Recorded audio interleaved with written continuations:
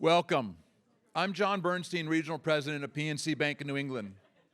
On behalf of PNC, I'm humbled and pleased to be here this morning, gathering with this esteemed group, many of whom I've come to know and admire, Boston's bold types.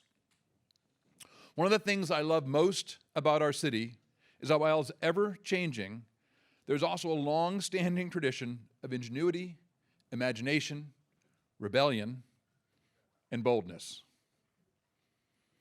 We have always been a city of big ideas and even bigger aspirations. As we celebrate our current and future bold types, I'm excited about working together to strengthen our city. As a locally rooted national bank, PNC is focused on rolling up our sleeves to be a constructive partner and to support the individuals and organizations who are moving us forward. Looking around this room, it is difficult not to be optimistic. Boston is a better place because of you. May we all follow your excellent example. Thank you for being here this morning, and I'm going to welcome the panel to the stage now. Good morning, everyone. Good morning. Welcome to day 2 of Globe Summit. We are thrilled that you're here. I'm Shira Center. I'm the Globe's General Manager for Editorial Revenue and Strategy. And I know there are a lot of terrific panels going on today, but I think I have the best job because I get to talk to these two. This is Janelle Nanos and John Chesto. Janelle, if you don't know her, is the Assistant Business Editor for News Innovation. She previously worked at Boston Magazine, National Geographic Traveler, and New York Magazine, and she teaches a class at magazine writing in Boston College. This past year, her story, Kate Price Remembers Something Terrible, was a finalist for the Pulitzer Prize, and she is currently working on a book. John Chesto is the business writer for The Globe who covers the leaders who shape Boston's business community and the author of the weekly Bold Types column. He's been reporting on business and politics in New England for the past 2 decades, and prior to joining The Globe, he was the managing editor at the Boston Business Journal. I should say, when I sent John the guest list for today's event, he was like, I know 95% of the people here. So I think you all know John pretty well. And together, these two create the franchise that is Bold Types for the Boston Globe. And this year and next year, that series will be supported by PNC. Thank you so much, PNC, for your support of our journalism and our work to highlight these bold types in Boston's business community. So for those of you who aren't familiar with Bold Types, I thought John and Janelle might be able to tell us a little bit about it. It's a video series. You might know the column. And while they're talking, feel free to submit questions through the app. I think there's a hashtag that you can submit questions to, and we will try to get to those later on. So let's start out. John, you've been writing this column for several years now. Tell us about the history of Bold Types, the column, and maybe if there are a few of your favorite high points from writing it. Well, I'm happy to talk about that. It originally wasn't just my column, as despite the editors trying to get other people to do it. Originally, it was, we started in 2014, right when I was hired, we started a expanded Globe business section. It looked really neat. We had a lot of help sponsorship from UMass at the time, so we had it was an 8-page standalone section with all sorts of doodads, where to shop, what's going on with that building across the street. I can't even remember all the labels, and Bold Types was one of them. And when it was described to me, what they were hoping to do, I was like, oh, that should. I could give you 1,000 Bold Types right now, so bring me on board. And so I sort of had a feeling this was going to end up on my lap. I had that suspicion. And then, I started, and so the way it's supposed to work, it was once 2 times a week back when other people were writing it too. And it's now runs every Tuesday in the paper. And the idea is we profile someone really interesting in the community, the business community that's kind of doing something newsworthy, and then it's sort of like, oh, here's some interesting things that happen around town, or maybe some interesting hires or awards that you didn't know about. And I like to think each of the blurbs could be their own story in and of themselves. They're 200 to 400 words, but really they should be interesting enough that they could merit a full story in the Globe in and of themselves. And so over time, it kind of fell onto my shoulders because I was just writing so many. You don't get like extra points at the Globe for writing more bold types items. So all my other colleagues were like, it's like that cereal commercial. Well, maybe give it to Mikey. Maybe he'll eat it. So of course I was eating it up. I really enjoy it because these are all people that I see every week, every day. It's great to be able to profile what they're up to. Sometimes I wouldn't be able to write about I'd have no other way of explaining what they're up to. Sometimes it's, sometimes they're stories that are pitched to me. Sometimes they're stories I just kind of uncover, like, oh, I'm surprised that wasn't pitched to me. Or, I might be sitting in a room, in fact, I was sitting in a room right here, like this room last week, and I got a bold type out of that. So the Boston business community is small enough, and we're wandering across each other's paths so often that it makes for a lot of great copy. I think I'm just going to intercede here very briefly to say that John is being modest in the sense that he's like, oh, well, it all fell to me. Like, John's notebook goes so deep, and his resources and goes so deep, and his Rolodex, we couldn't keep up. I mean, Janelle makes fun of me it because wasn't a question of whether we could contribute so much as like how do we get all of John's potential stories in one place. And so he became the de facto bold types author, but I think the business community is better for it. The message for this crowd is like, he's always there. He's always there. He knows. Yes, he knows. Exactly. Yes. And Janelle, a few years ago, we developed bold types into a video profile series as well. Would you like to talk a little bit about some of the guests we've had and some of the work that we've done with that? Yeah, well, so Bold Types, the video series, sort of evolved out of a conversation with you and with our video team. I think the original conceit was like, can we do something like comedians in cars getting coffee, but like with the business community? And Anush, our videography head was like, well, car shots are terrible. We're like, well, we don't really want to do things in cars, but we eventually kind of landed on the idea of doing a video series that sort of felt like an extension of the Bold Types brand, one where, maybe it's less about that sort of little tiny news hit that you might see on a regular, evening news moment, and more like a sit-down opportunity to get to know the business community a little bit more personal. One of the things we tried to do with the original sit-down interviews was, get to know the leader, but also ask them something about themselves or have them take us to a place that was really important to them. So, Neeraj Shah took me to the original building where Wayfair had its first office, and we kind of stood out front. And, John Fish took me up in one of the towers he was building, but he also took me to one of the educational programs that he sponsors. And so we were able to talk about the big issues that are important to them as business leaders, important to the city, but also kind of get to know them on a little bit more of a personal level. And so for me, the series has just been fun because it's I read John's column all the time. I know a lot of the business leaders in the community, but there's people I'm really curious to get to know a little bit better. And so that's what the series has been for me. Thank you, guys. So in case you have questions, this is where you go. You go to the website sli.do, #Globe Summit, and I can read them right here on this iPad. So the key question, in your opinion, what makes a bold type? You want to tackle that first, Janelle? Sure. I mean, I think I love the name bold type because it's kind of a playful, the idea that it comes off like the typeface, like we're a newspaper, right? Like bold type is literally like stuff that you put in bold. So I think in that same sense, it's somebody who is doing something that stands out. And for me personally, I think it stands out on multiple levels. One of my favorite seasons of our video series was right after the pandemic was really underway, and we were also dealing with a lot of the social justice issues.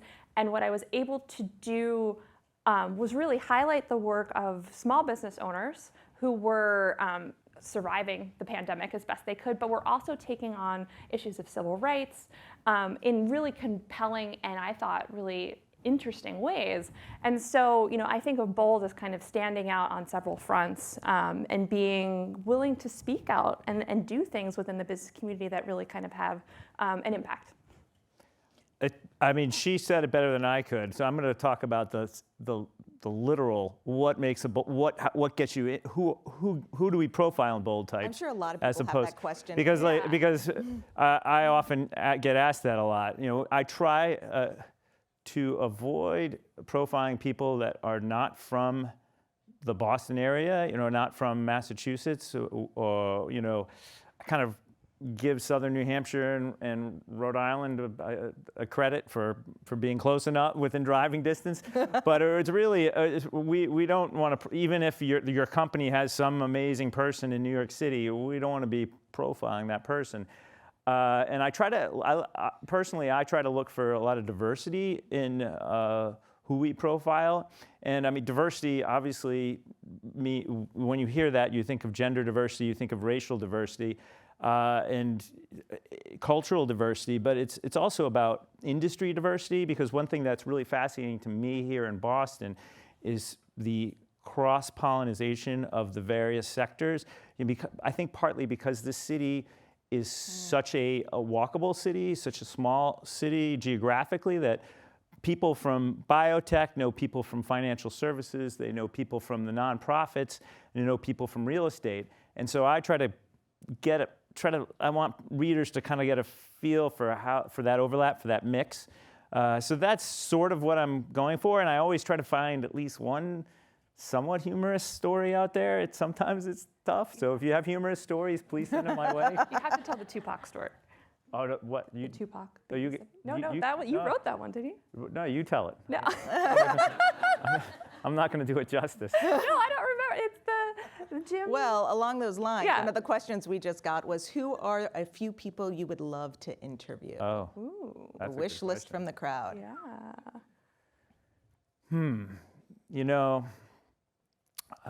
That's a great question. I'm trying to think who I haven't interviewed yet that I would love to You get. can get a lot of people on the phone.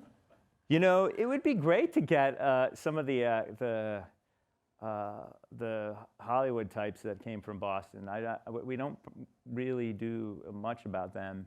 Janelle and I will recall one of my favorite stories by Janelle is this long thing she wrote for Boston Magazine that was like a blow-by-blow history of the Good Will Hunting. Good Will Hunting. She interviewed like just about everyone involved. Matt and Ben. Yeah. Yeah, The original Bold you got to Types. tell it. Just briefly tell the story. How did you get Matt and Ben on the phone? A lot of harassing. I ended up. This is totally non. This is the baseline for our Bold Types coverage. If you want to know. No.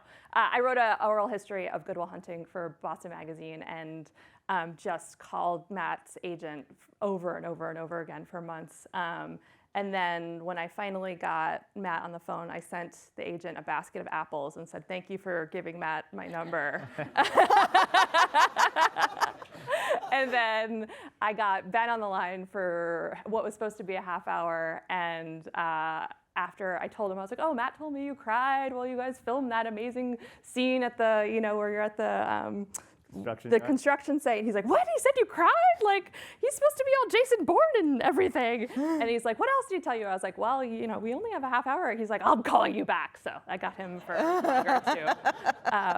But yeah, it's those relationships, right? It's like with anything in journalism, like when you can connect one-on-one with a person, whether they're like a big executive type that's totally intimidating or a Hollywood star, it's that opportunity to kind of connect with somebody and bring their personhood a little bit more to life that I think is really, kind of one of the fun things about being in this role. And I think, to the point of Bold Types, like, we see numbers, we see big, we see movements in markets maybe, but we don't understand that there's like people and interesting things behind them. And so that's what I think the column tries to bring to life a little bit too, and the video series. We've been able to get some musicians. One of my favorite musicians was Sully Erna from Godsmack, and I tell you, he's got to be one of the nicest guys I've ever talked to. It's just fascinating what he's been up to. He stays below the radar, except for the Godsmack fans out there, but he's really still out there making a difference in the world, and it's really encouraging to see that. He's not, he doesn't have PR people saying, "Oh, look at what Sully's doing, isn't it awesome?" He's just doing it because he believes in it. So speaking of under the radar, this actually is a nice segue to another question from the audience. It's not surprising that many bold types are known to us. They're successful and often doing something on the public stage. How do you find the hidden gems? Well, that's a good question. Yeah. It's sometimes hard because that's what makes them hidden.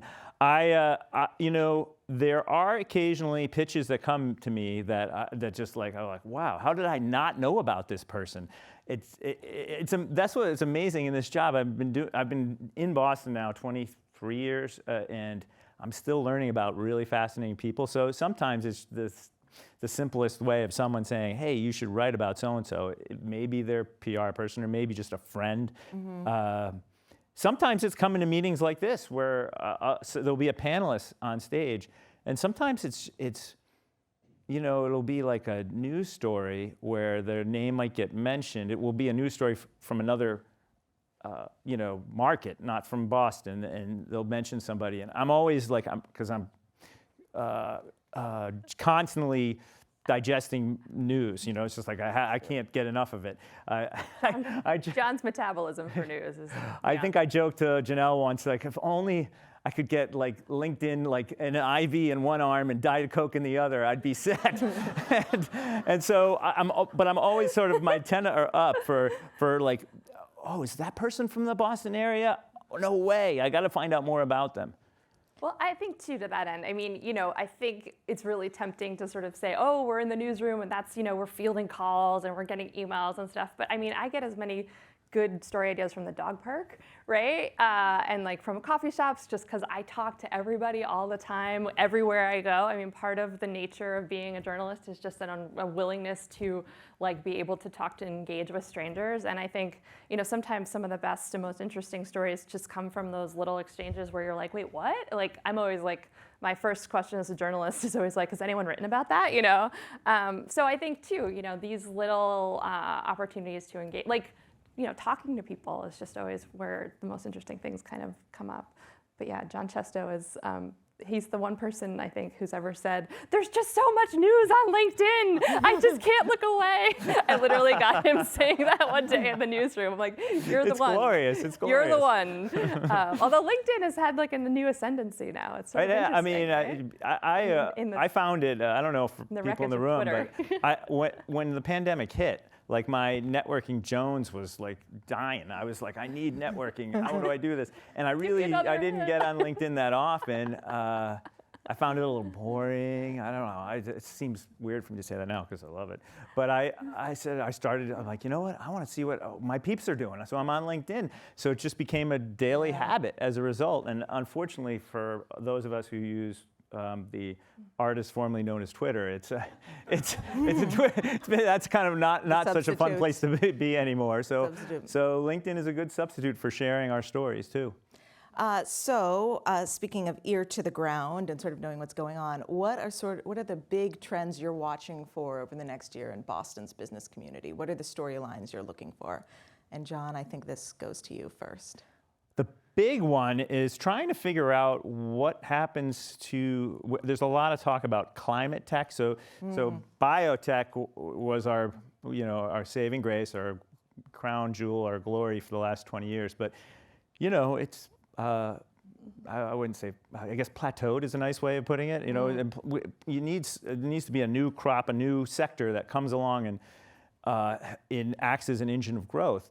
And it's going to be very interesting to see. I get asked a lot. So is it going to be a big economic development play? I mean, a lot of these companies are very interesting, but they're 10, 20, 30 people, but doing really interesting things that may change the world.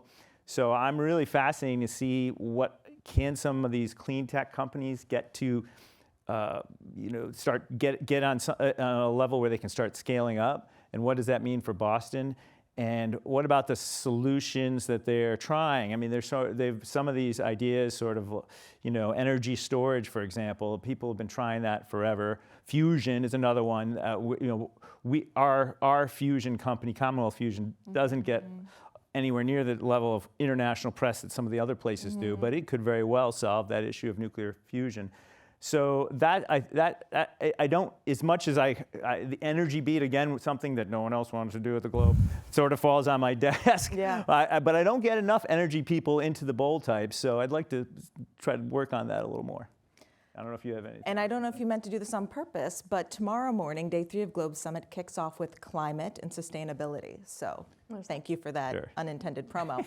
Janelle. Yeah, I mean, I think the stories that I've been writing, a lot of them have been centered around competitiveness here in Boston and just the idea of like where and how we continue to have our edge. And I think looking at the real estate market in terms of commercial real estate in particular, and knowing that a lot of the leases downtown are going to eventually come up, and what that means for the downtown revitalization.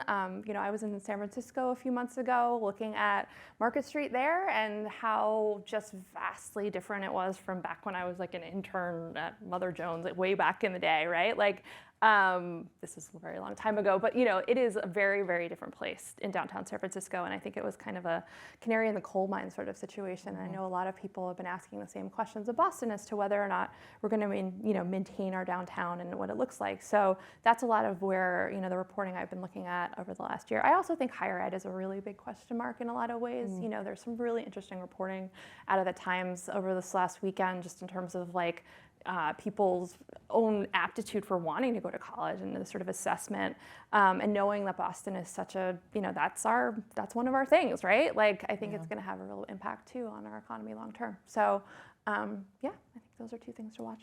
Again, unintended, I think, but our colleague Kathy Carlock will be moderating a panel later this morning about the real estate market in downtown Boston and beyond. So thank you, John and Janelle. Congratulations. We're looking forward to more columns and the next season of Bold Types, which will premiere within a month or two. So thank you for that. And again, thank you to PNC for all of your support of this event and for the Bold Types series. I'll see you at the next panel.